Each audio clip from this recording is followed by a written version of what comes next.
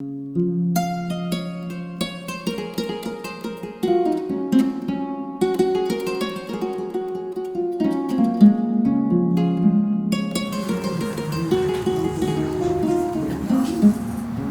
avons cette chance exceptionnelle aujourd'hui de découvrir ce tissage très original qui n'est ni un retissage réellement puisqu'il n'y avait plus de carton originel, mais au contraire une réappropriation par toute l'équipe de Catherine Bernet de ce que put être il y a plus d'un siècle cette tapisserie d'André Joran. Voilà donc un merveilleux moment et que faire sinon saluer cette merveilleuse femme qui est Madame Ortiz, passionnée, amoureuse de la tapisserie, qui a décidé de lancer cette aventure et n'aménager ni ses moyens ni son temps pour faire en sorte que cela soit la plus belle des réussites.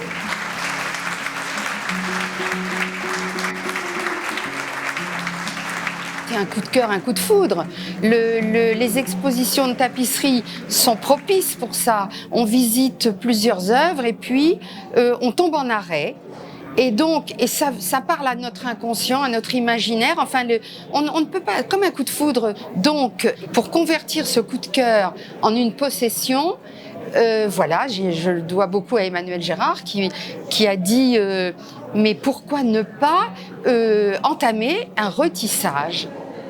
La première Fée des Bois, la version de 1909, c'est une tapisserie qui est dans les collections de la Cité de la Tapisserie. C'est d'ailleurs la conservatrice Michel Giffaut qui l'avait acquise à l'époque. Et Francine Ortiz nous a confié une assistance à maîtrise d'ouvrage et donc elle nous a demandé au fond de l'accompagner pour faire en sorte que cette opération puisse aboutir. Bruno Itier, le conservateur de l'époque, avec Thomas Mondon, ont commencé tout un travail de réaliser un dossier scientifique. Et le travail de la Cité, ça a été vraiment d'apporter techniquement et scientifiquement beaucoup d'éléments, et puis d'apporter aussi en termes d'organisation, de choix, des moyens et des objectifs très précis à cette démarche.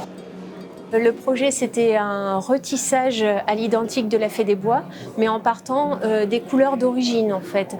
Donc, et on est parti sans maquette, sans carton de tissage et sans chapelet, parce que tous ces éléments sont aujourd'hui disparus. Donc il a fallu réaliser un véritable travail de recherche avant d'aborder le tissage. C'est une véritable émotion en fait de la découvrir aujourd'hui. On était impatients et surtout de pouvoir la comparer parce qu'en fait l'interprétation qu'on a réalisée, il fallait pas aller au-delà et pas trahir l'œuvre d'Antoine Joran. Et c'était surtout ça, actualiser la Fée des Bois tout en respectant l'œuvre originale. J'ai trouvé que c'était une belle réussite avec les couleurs rénovées, enfin pas rénovées mais neuves maintenant. C'est supérieur à la tapisserie qui existe, parce qu'évidemment, on n'arrivera jamais à refaire les teintes. Le temps a fait que ça a vieilli. Je suis contente d'avoir contribué à la rencontre de l'œuvre avec des tas de personnalités toutes différentes et qui vont certainement y trouver des choses et d'autres choses.